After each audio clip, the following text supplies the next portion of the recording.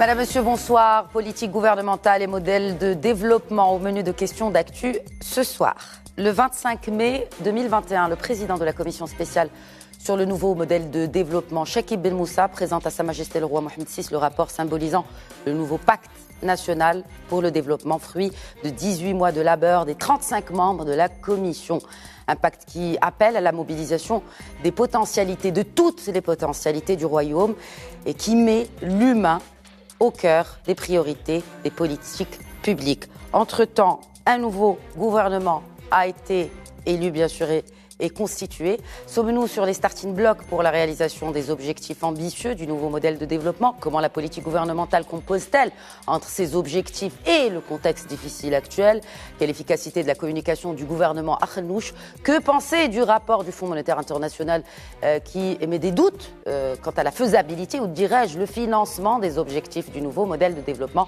Et justement, parlant de financement, comment sur la base des dernières projections de Banque El Maghreb, l'exécutif devra revoir ses cartes budgétaire.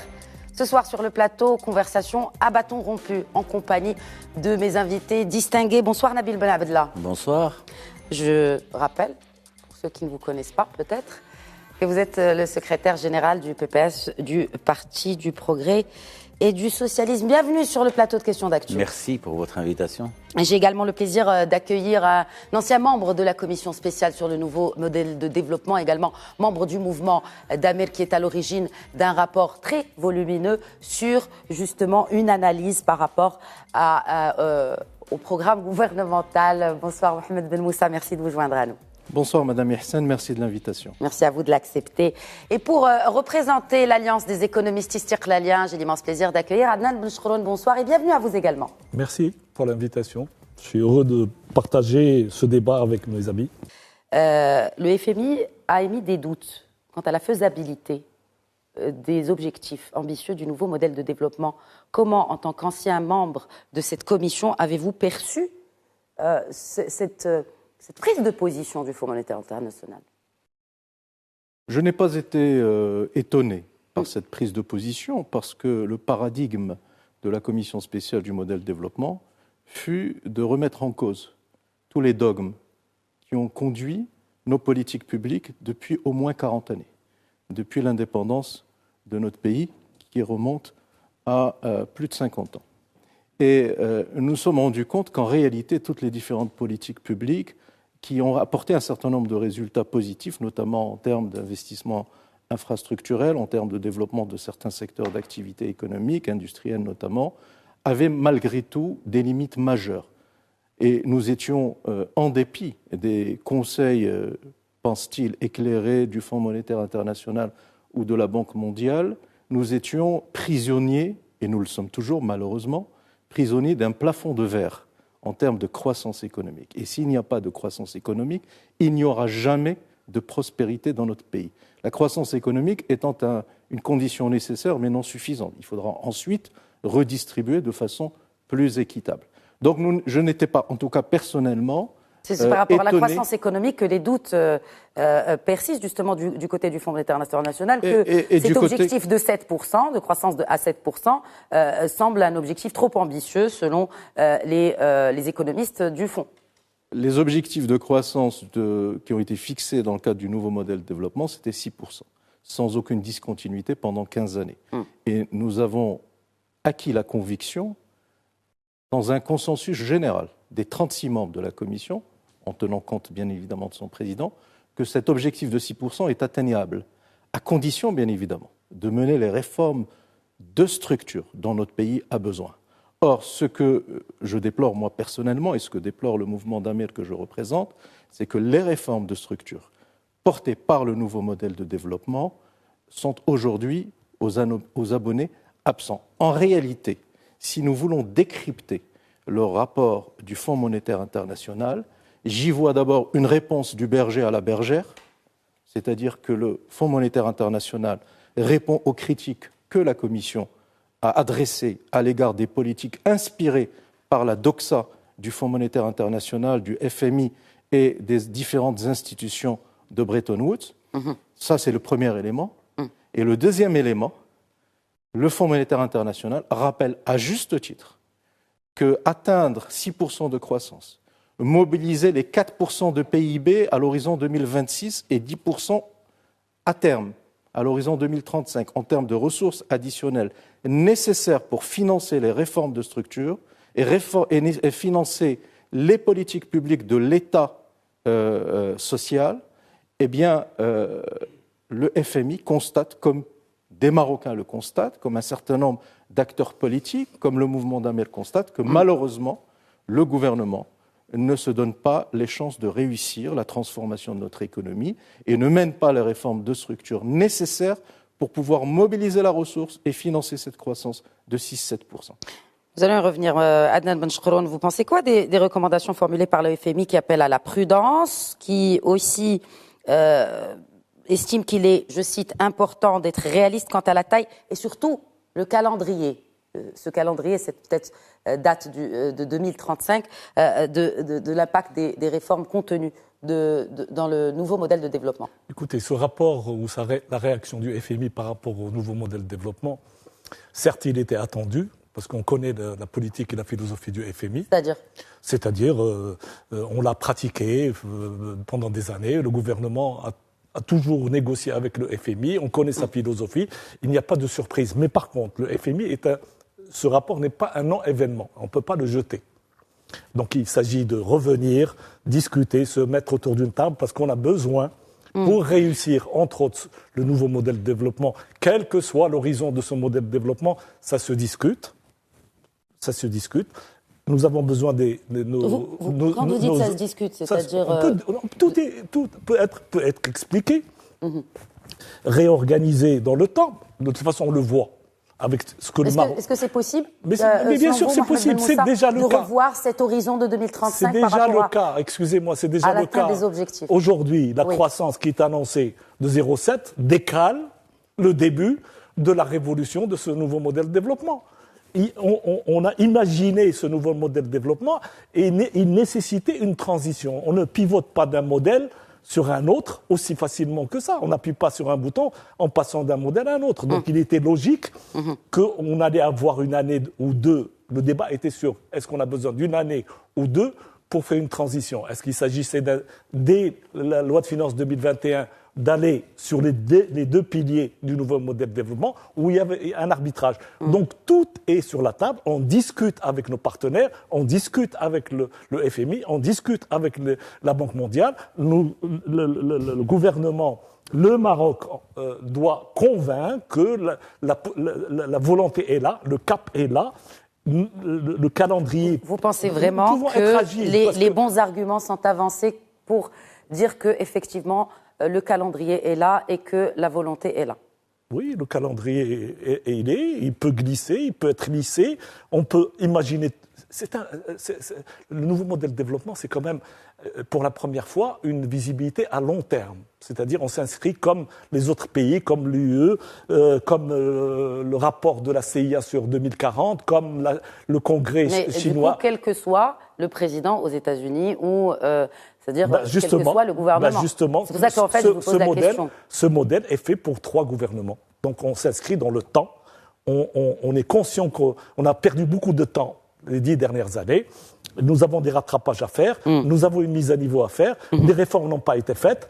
Donc, certains prérequis sont là. Il faut le signaler au niveau militaire, au niveau sécuritaire, au niveau plan spirituel, au niveau de la diplomatie marocaine par rapport à notre Sahara marocain, au niveau, comment dirais-je, certaines choses sont là, certaines réussites sont là. Tout n'est pas là, on n'est pas prêt à pivoter aussi rapidement que voulu, surtout que le gouvernement n'a pas de chance. Très bien. Il est percuté par une sécheresse. Est-ce que vous pensez que, Nabil Benabdallah, au-delà du fait que... à votre question, Madame Hersen. Du fait que... Vous m'aviez posé une question. Oui, je vous ai posé une question. Donc j'attendais que mon collègue, c'est Adnan Benchkroun, termine pour vous répondre. Je vous en prie. Non, moi je pense que le nouveau modèle de développement est à la fois une philosophie générale et une feuille de route. Et le modèle de développement a été voulu par Sa Majesté. Et dans la feuille de route qu'a indiqué le souverain, le nouveau modèle de développement devait fixer des objectifs et des leviers de transformation et de changement et une feuille de route de mise en œuvre. Dans cette feuille de route de mise en œuvre, les membres de la Commission ont proposé ce qu'on appelle les réformes d'amorçage, puis les réformes plus structurelles, plus pérennes. Or, les réformes d'amorçage, malheureusement, nous avons raté l'occasion de la loi de finances 2021, comme nous ratons l'occasion du programme gouvernemental pour mettre en œuvre les réformes d'amorçage. Ces réformes d'amorçage s'appellent par exemple déconstruction de l'économie de la rente. S'appelle par exemple réforme fiscale, réforme de l'État, concrètement, réforme du secteur bancaire. Oui, ces mesures-là, déconstruction de l'économie de la rente, ce n'est pas amorçage à mon sens, c'est quelque chose qui prend du temps. Mais ça nécessite des décisions symboliques, immédiates. Non, mais déjà, le retrait, par exemple, parce que pour moi, quelque chose, en fait, des réformes d'amorçage, c'est un point d'inflexion qui est relativement rapide dans le temps. Tout à fait. Or, pour déconstruire une économie de rente qui a plusieurs décennies à son actif, je ne pense pas que ça va se faire du jour au lendemain. Si, il y a des décisions symboliques que le gouvernement aurait dû prendre et qu'il n'a pas fait. Comme par exemple, ne pas retirer le code pénal avec l'article qui pénalise l'enrichissement illicite. Comme par exemple, mettre un terme... On est toujours en attente de cette réforme. Comme par exemple, mettre un terme au désordre qui existe dans le secteur des hydrocarbures. Très bien. Et mettre un terme à ces profits illégitimes qui dépassent aujourd'hui les 38 milliards de dirhams.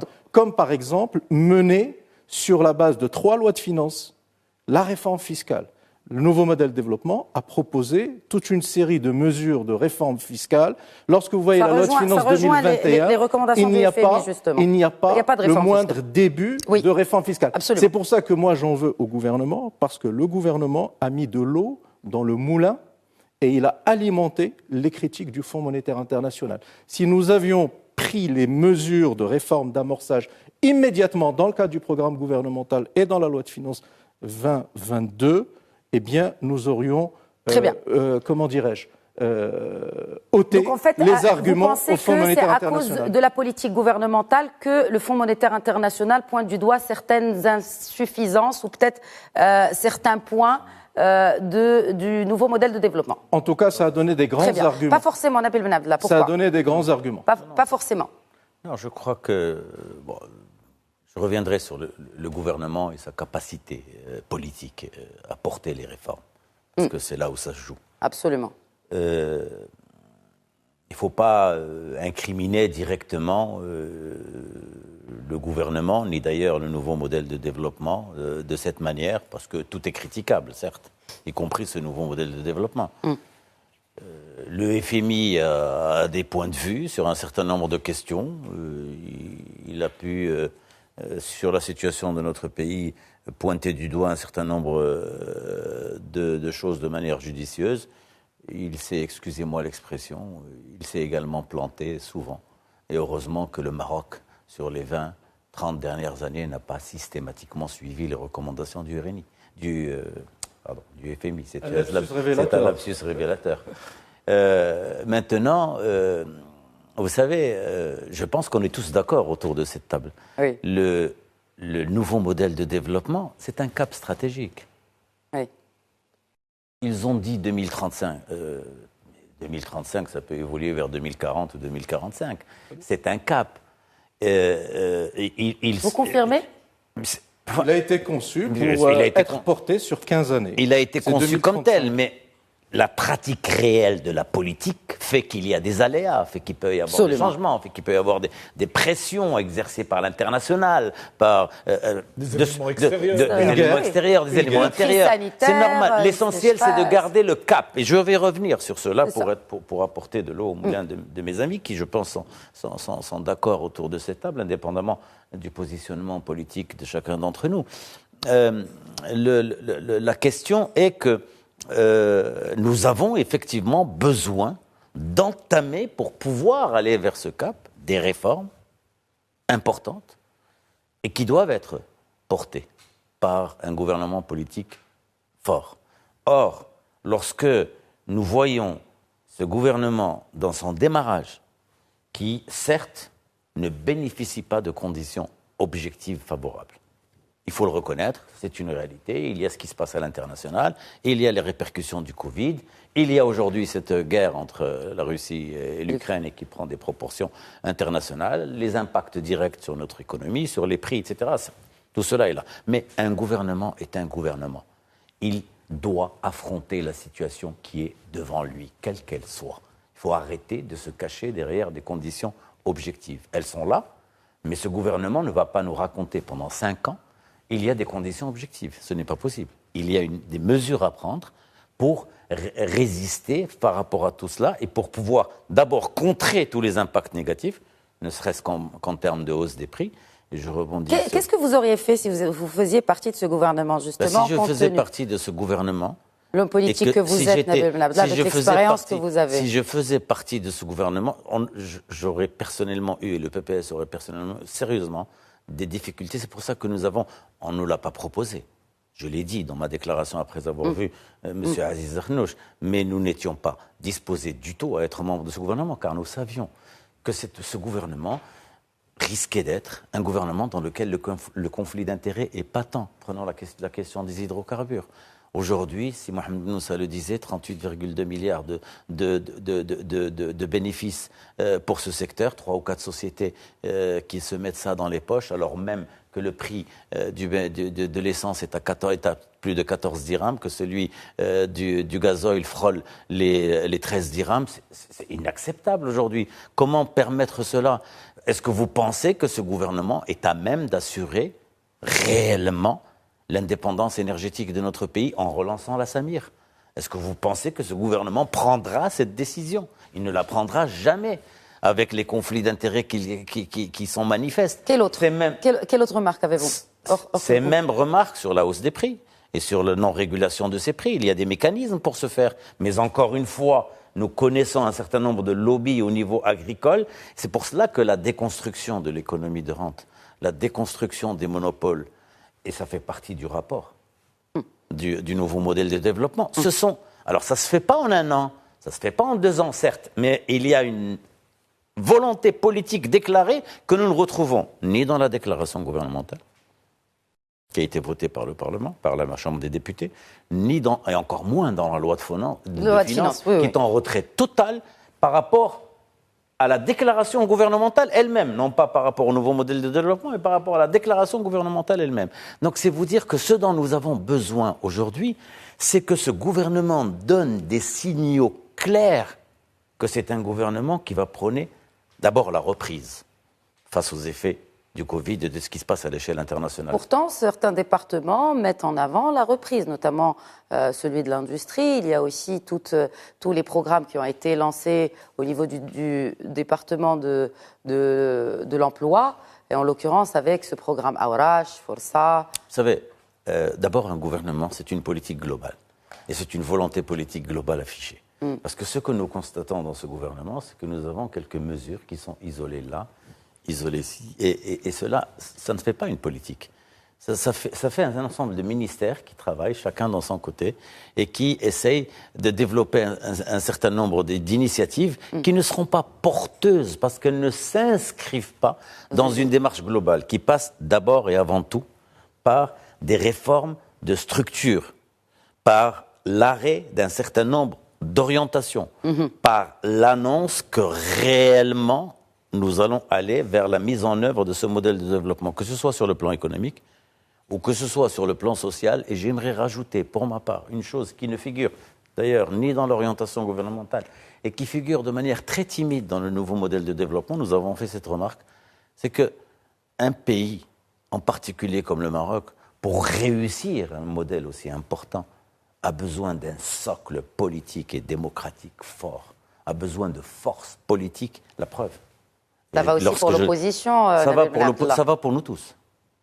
Pas que pour la majorité. Ça commence par nous-mêmes. Vous savez, de ce côté-là, quand je parle de socle politique, ça concerne... C'est toute la scène politique marocaine. Toutes les structures politiques et institutionnelles.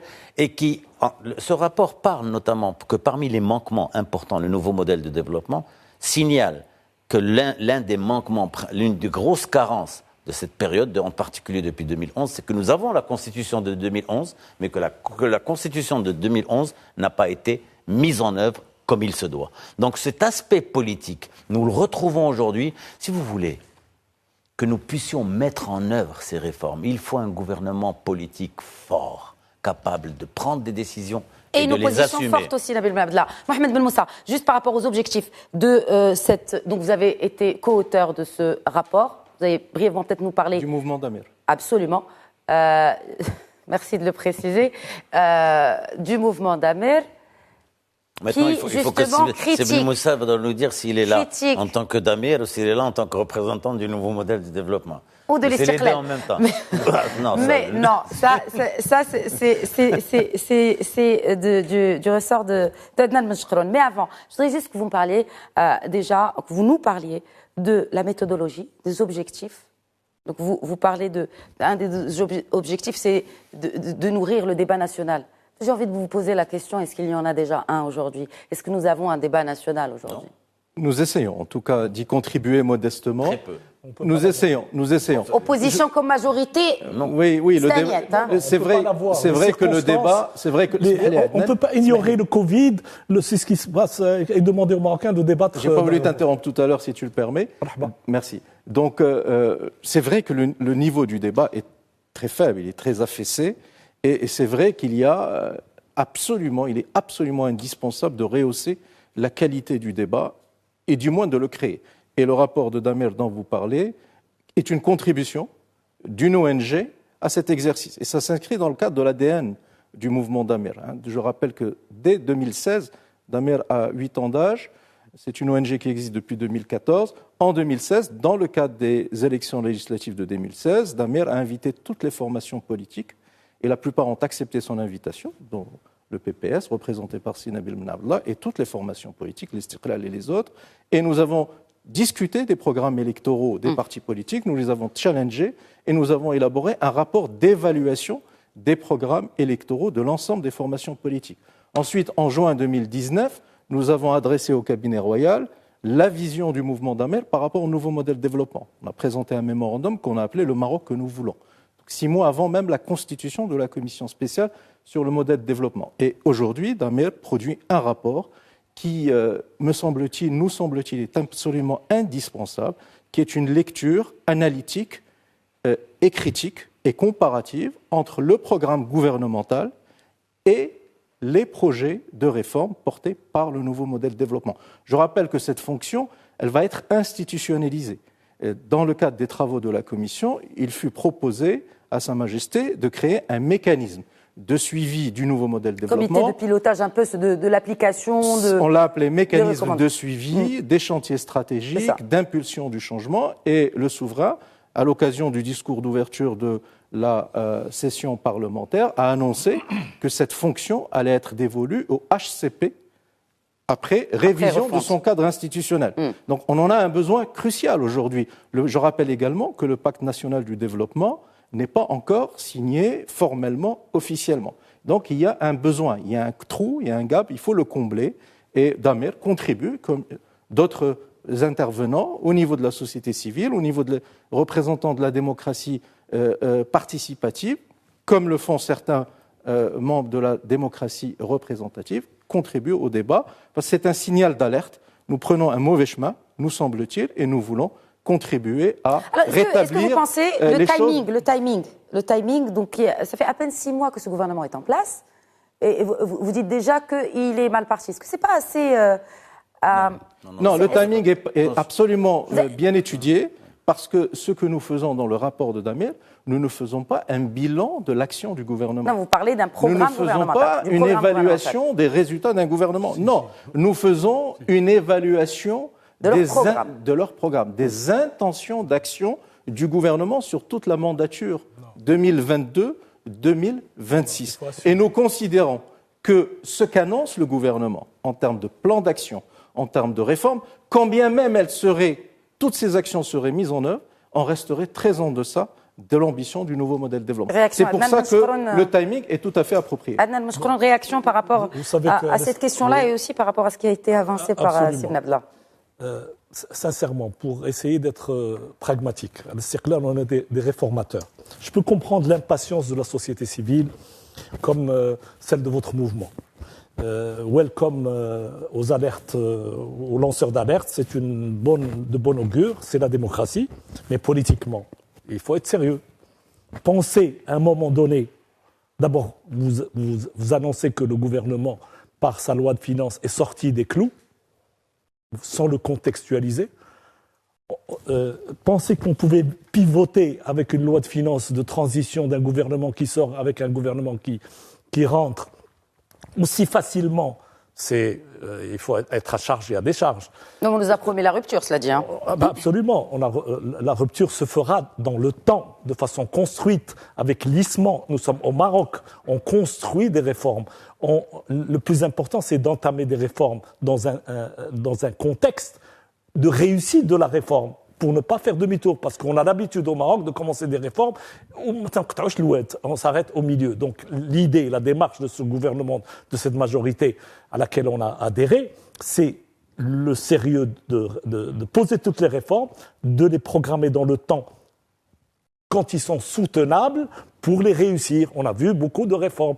Sinon, pour revenir au nouveau modèle de développement, c'est une particularité du Maroc, cette façon de faire. Il y a eu le rapport de Mziane Belfqi, la commission de Moudouanat de Mohamed Bousta, la commission de la régionalisation, la commission de la Constitution 2021. Et ce n'est pas un dahir royal qui a été publié, ce n'est pas une référence constitutionnelle, ce n'est pas un texte qui a été élu quelque part, c'est un cap, c'est une vision qui doit s'ajuster en fonction des prérequis, et il y a des prérequis que j'ai cités tout à l'heure, et il y a une agilité à construire avec différents gouvernements qui vont venir créer cette continuité pour faire aboutir les réformes. La justice, la réforme de la justice ne va pas se faire par une loi, ça se construit, il y a des ressources humaines. Prenons le courage de ce gouvernement par rapport au nouveau modèle de développement qui avait deux piliers, l'État social plus la création de richesses, etc., sur lequel on peut revenir. Malgré la conjoncture, le gouvernement met le paquet sur la protection sociale, sur le programme... Qui est un chantier royal. Qui est un chantier royal, sans complexe, et tant mieux, ça lui permettra de réussir. Il a quand même, malgré les difficultés et le financement, mis le paquet, sachant qu'il y a des difficultés, sachant que les ressources humaines manquent, sachant que ce n'est pas encore acquis. Mais un gouvernement est là pour avoir de la volonté, pousser, réussir à un certain niveau ces projets-là. On ne peut pas venir dire... non, le gouvernement avait une autoroute pour créer le choc de confiance, pour créer le choc de la simplicité, pour entamer immédiatement la réforme des retraites, etc., etc. Donc ça se construit. Ce gouvernement... Est-ce que vous pensez aujourd'hui que le citoyen marocain... Alors peut-être qu'il y a une impatience, mais l'impatience aussi, elle vient du citoyen marocain, de la rue. Et on le voit sur les réseaux sociaux par rapport aux réactions du citoyen marocain, par rapport aux actions du gouvernement. Et je ne parle même pas de la communication de ce dernier. Vous savez pourquoi Pardon. Je pense qu'il faut c'est tout à fait normal. Nous sommes à la veille de Ramadan, on a un problème de sécheresse, on a un problème d'inflation. Et il faut que le gouvernement réagisse le plus rapidement possible il a commencé avec les transporteurs, mais il faut la dictature du quotidien lui impose de se fixer un objectif pour étouffer l'inflation qui est annoncée par... On ne peut pas étouffer une inflation qui est là pour rester. Non, on peut étouffer ponctuellement. Alors, il y a deux scénarios, encore une fois. Soit il y a une école qui dit la crise va durer, la guerre Ukraine va durer. Si toutes les puissances mondiales se préparent à une inflation qui devra durer dans le temps, je ne pense pas comment nous, on peut penser autrement, sachant qu'on est très dépendant. On avait déjà un début d'inflation et maintenant on va subir une deuxième couche d'inflation. Oui.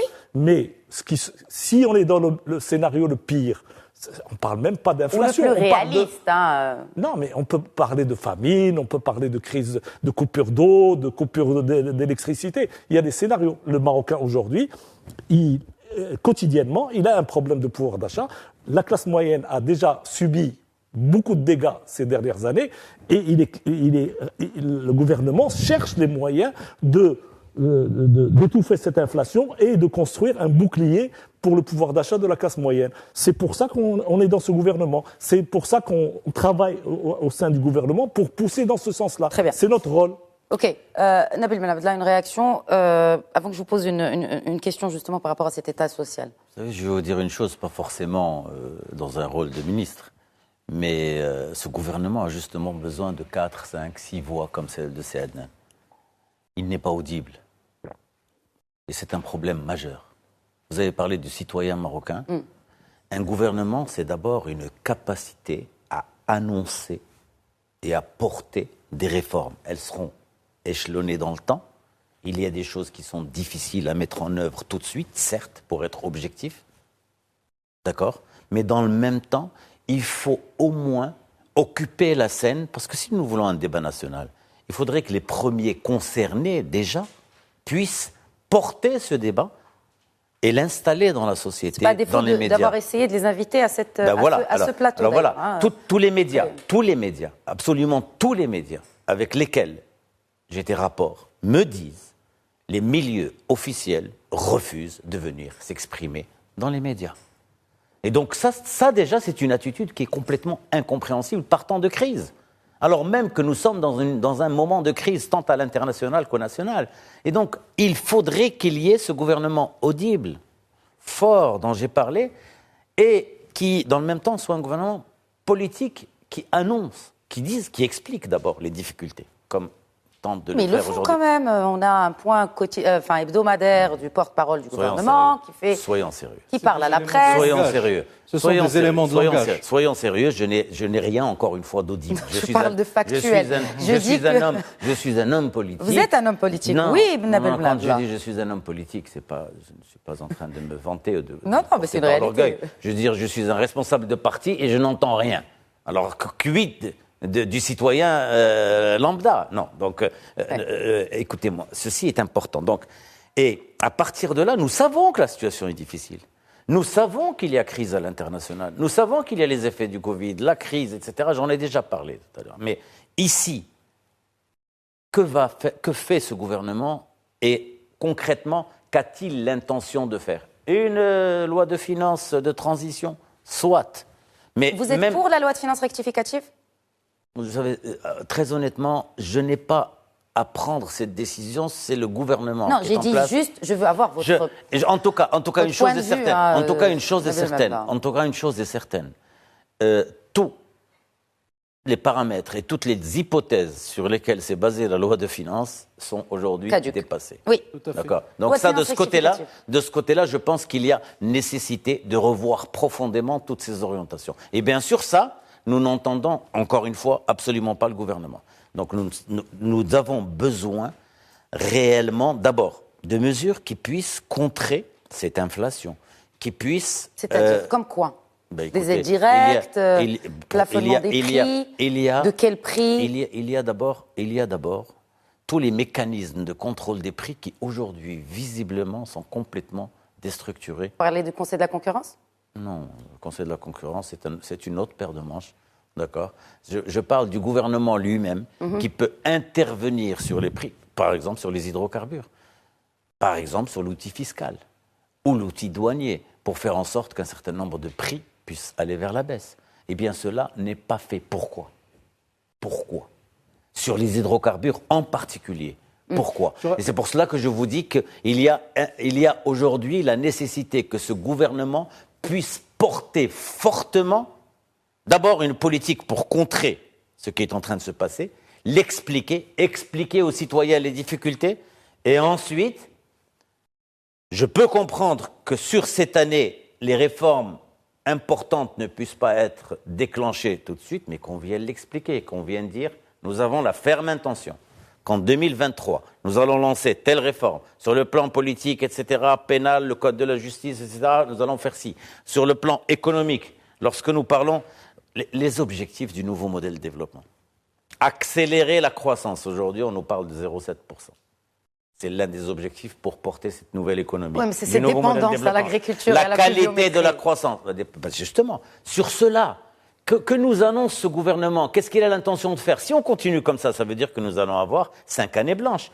Comment nous allons dynamiser la transformation du tissu productif? C'est une des orientations pour donner un nouvel élan à l'économie. Comment nous allons dynamiser le secteur privé et lui donner réellement une place dans l'économie nationale? C'est une des orientations du NMD. Il manque de visibilité. Quelle place? Raison de plus. Mais la visibilité, c'est un gouvernement qui la donne. Justement, c'est son rôle. C'est de pouvoir orienter. Et ce secteur public qui doit jouer un rôle fondamental. Écoutez, je vais vous dire une chose.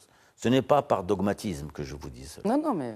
Mais dans l'étape actuelle, Ouais. l'étape actuelle en particulier, le Covid l'a montré, c'est d'abord et avant tout un État fort. D'abord, ce nouveau modèle de développement parle d'État fort et de société forte. Oui. D'accord. D'abord, c'est d'abord un État fort qui intervient, qui régule, qui oriente, qui impulse et qui ensuite est aidé par un secteur Qui protège. qui protège, bien sûr, et qui élimine toutes les entraves, et qui, dans le même temps, porte et aide un secteur privé, le soutient pour qu'il puisse prendre sa part au modèle de développement. Très bien. Tout cela, on ne le sent pas. C'est ce qui est prôné par ce modèle de développement. Alors, Moi, je voudrais- Mohamed Ben Moussa, oui, J'allais il me dans reste la continuité de peu ce de que temps. dit M. Ben Dans Abdallah. la continuité, quelques chiffres que je voudrais discuter avec mais vous. qui sont- permettez-moi de dire, de Oui. ne pas transmettre un message qui me semble être important.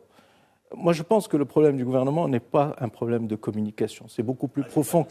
C'est beaucoup plus J'ai dit profond. audible, politique, d'abord. Absolument. Je pense que le problème est Pour beaucoup plus communiquer, profond. pour communiquer, Il faut du contenu. il faut du contenu. Voilà. La communication, C'est ce que je c'est voulais pas... dire. Voilà. Il y a C'est un un problème- artefact. D'abord, il y a un problème de communication, de technique de communication, de charisme, de capacité à porter des messages, à captiver l'attention des citoyens. Et le contenu est problématique. Vous avez un poète français du XVIIe siècle, des Lumières, contemporain de Racine et de Molière, qui s'appelle Nicolas Boileau, qui disait que tout ce qui se conçoit bien s'énonce clairement, et les mots pour le dire viennent aisément. Aisément, oui. Or, la politique publique n'est pas conçue clairement par ce gouvernement, donc il n'arrive pas à l'exprimer et il n'arrive pas à trouver les mots pour l'énoncer aisément. Et le problème, il est là. Lorsqu'on demande des efforts aux Marocains, et les Marocains sont capables et ils sont prêts à affronter les difficultés, à affronter l'adversité, à accepter les sacrifices, il faut que ce soit des sacrifices justes et il faut que les réformes soient portées sur toutes les strates de la société marocaine, pas simplement sur une partie des Marocains, pas simplement sur les professeurs contractuels, par exemple, pas simplement Petit sur... à petit, il faut que les efforts soient demandés à tout le monde.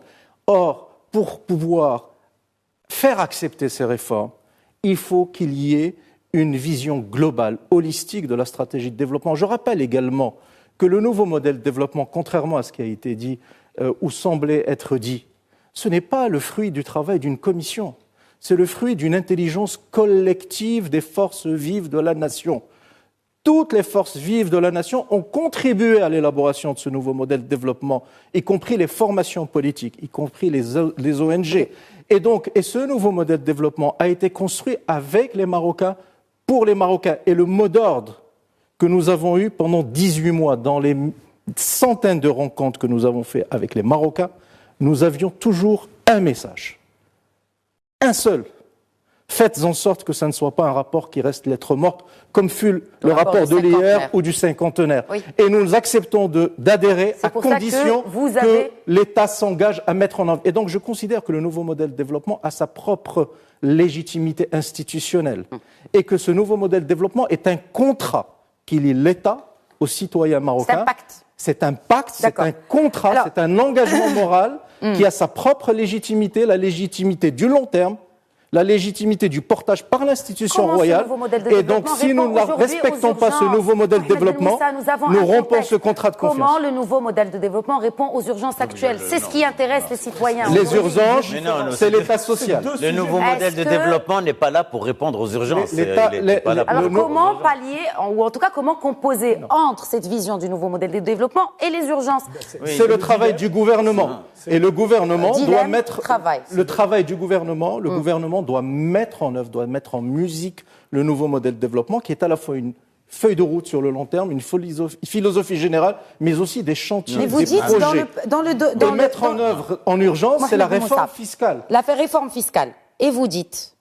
Même le FMI, lorsque vous avez le FMI, qui vous dit réforme fiscale, qui vous dit impôt sur la fortune et impôt sur l'héritage. D'accord, c'est le FMI qui dit cela.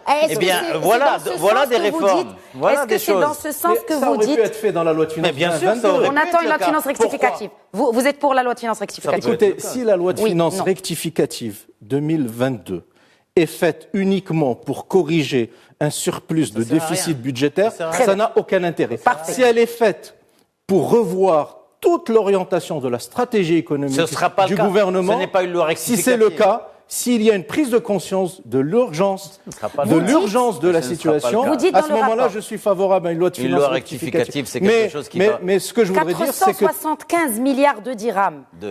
Voici ce que... donc vous êtes co-auteur de ce rapport. Comment avez-vous... C'est les trajectoires divergentes. Calculer ce chiffre, 475 millions de dirhams que ce gouvernement ferait perdre à l'économie nationale entre 2022, cette année, et 2026. C'est tout simplement, c'est un travail qu'un étudiant en première année d'économétrie est capable de faire.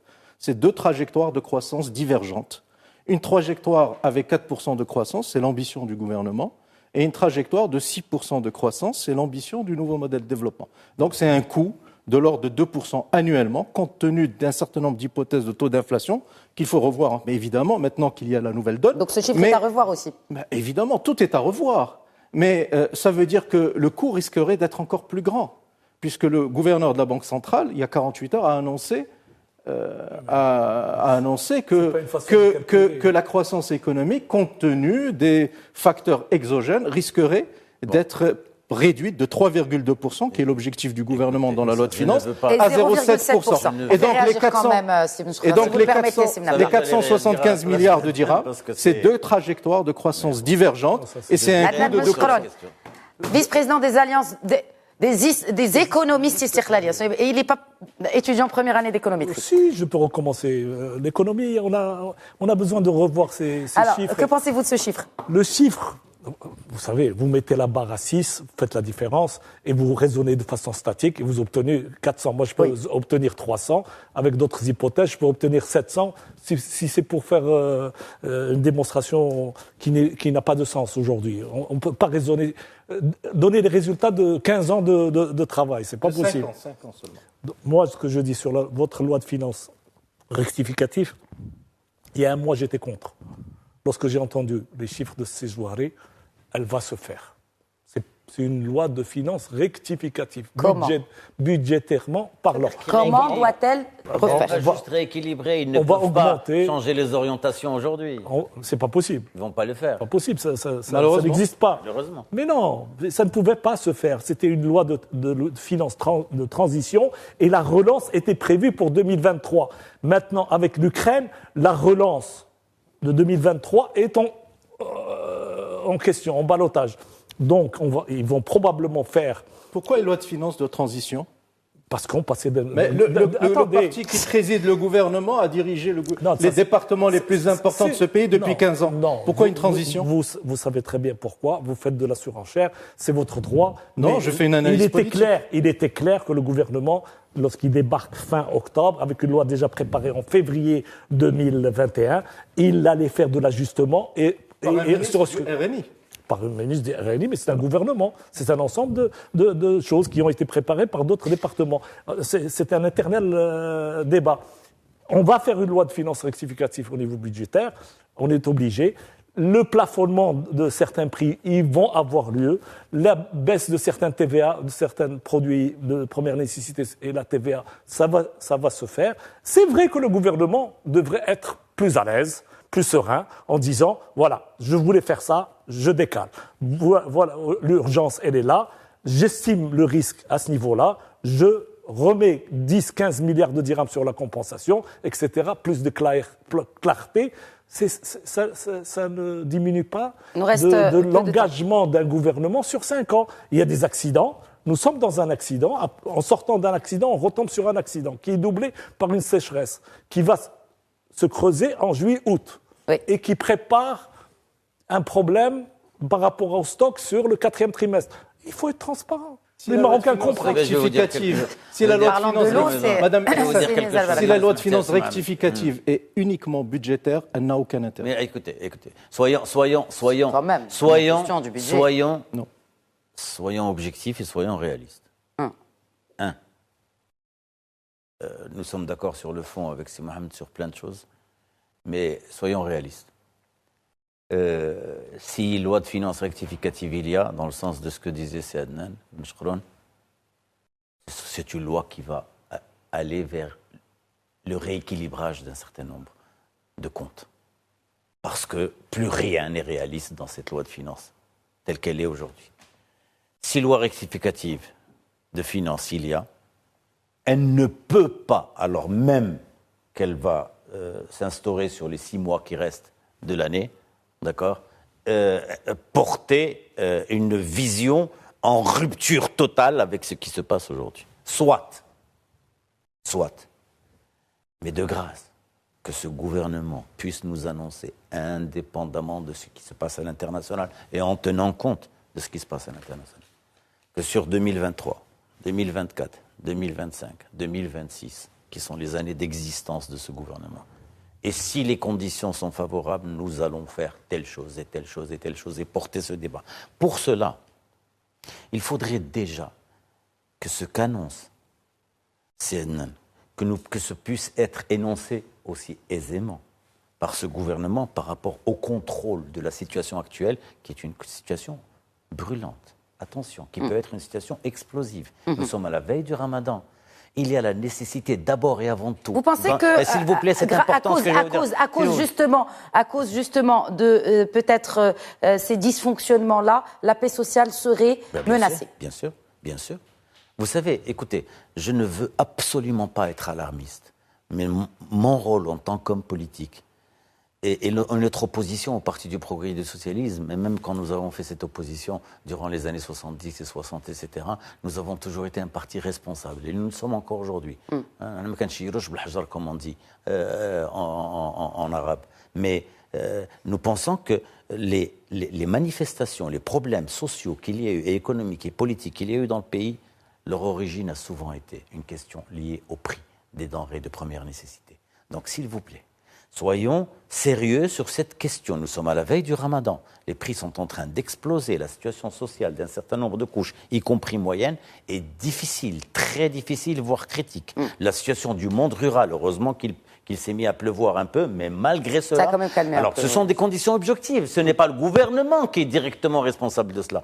Mais même si le gouvernement n'est pas directement responsable de cela, il est par contre responsable des politiques et des mesures à prendre pour contrer cela. Très bien. Et j'espère que ce qu'annonce CNN sera mis en œuvre rapidement. Donc, calmons la situation d'abord. Créons une situation sociale, économique qui permette d'envisager ces réformes structurelles dont nous avons fortement besoin. Et là aussi, ce gouvernement, on ne l'entend pas, on ne le voit pas. Très bien, l'idée est claire. Il ne nous annonce pas ce que nous dit de cette manière. Il ne rassure pas la population. Il reste 2 minutes. Nabil Mohamed Ben Moussa, donc co-auteur de ce rapport du mouvement d'Amer. Quelques propositions, quelques recommandations et quelques points d'inflexion de la transformation compte tenu du contexte actuel, réaliste et réalisable. Non mais écoutez, il n'y a pas d'approche chimérique, il n'y a pas de virtualité dans notre démarche. Nous sommes conscients qu'il y a des situations de crise et qu'il faut arrondir les angles en situation de crise. Mais ce qui est important, c'est donner une dynamique et une perspective. Cette dynamique, cette perspective n'existe pas. Évidemment, cette année 2022 s'annonce sous des augures détestables, avec la guerre russo-ukrainienne, avec la flambée des prix des matières premières, avec l'inflation importée, etc., etc. Donc, il faut trouver des solutions d'urgence. Mais en même temps, il faut donner des caps, il faut respecter les engagements qui ont été pris. Vous dites quelles sont les solutions. Premièrement, il faut bloquer les prix des hydrocarbures. Le gouverneur de la Banque centrale a annoncé 4,7% d'inflation prévisionnelle pour 2022. Sur ces 4,7%, vous avez une inflation sur les prix des hydrocarbures de 35% et sur les produits de consommation de 6%. Et donc, dans le panier de l'indice des prix de consommation, les hydrocarbures et les produits de consommation courante ont une pondération très importante. Il faut tout de suite les bloquer. Il faut tout de suite réguler les marchés de gros et bloquer ou plafonner la marge des distributeurs des hydrocarbures, évidemment, mais aussi la marge des grossistes dans les marchés de gros des produits alimentaires. Donc il y a des mesures d'urgence à prendre tout de suite, immédiatement. En ce qui concerne les marchés de gros, oui. Ce sont des mesures qui semblent évidentes aujourd'hui. C'est pas fait, il n'y a pas de décision. Il n'y a pas de décision. Il n'y a pas de décision. Deuxièmement, il faut que l'État ait de la ressource fiscale rapidement. il y a Parce que des mesures. on est arrivé à un seuil quand même d'endettement qui est Je grave. voudrais dire à vos téléspectateurs qu'il y a danger dans cette loi de finances rectificative, danger éco. Comment est-ce qu'on va combler ce déficit budgétaire ? On va faire ce qu'ils appellent les financements innovants, c'est des privatisations déguisées. On monétise le patrimoine de l'État, c'est-à-dire le patrimoine des futures générations, des jeunes. On est en train de monétiser un patrimoine de l'État pour avoir de la ressource fiscale pour financer des dépenses de fonctionnement. Et on va ponctionner 4,5 milliards de dirhams, d'après ce que j'ai compris, de plus en termes de dividendes du plus beau joyau industriel marocain qui est le groupe OCP, qui est un key player international et qui va mettre, parce qu'il a eu une année exceptionnelle, qui va mettre de l'argent supplémentaire. Et donc, moi, ce que je voudrais... bien sûr que c'est une bonne nouvelle. Mais bien sûr que c'est une bonne nouvelle. Mais il faudrait restructurer l'ensemble du portefeuille public. Très bien. Vous savez que le portefeuille public a détruit 200 milliards de dirhams de valeur pour les finances de l'État en 10 ans. Oui, en 10 ans. Et donc, les solutions, c'est pas de monétiser le patrimoine public et de faire de l'ingénierie financière pour ne pas augmenter la dette. Non, c'est pas ça les solutions. C'est ce que j'appelais les solutions, c'est les réformes que de le structure. secteur public puisse porter réellement un dernier mot. Et c'est faire rentrer de la ressource fiscale. Nous avons un potentiel fiscal est très clair, de 4-5% de PIB, c'est-à-dire 50 à 60 milliards de recettes fiscales annuellement. Une remarque. 2021, on a été capable de faire un rebond de 7%. On a été capable de faire 12% sur l'automobile de plus à l'export. Phosphate, 51%. L'agriculture, 10%. Le textile, 30%. Bon, l'agriculture...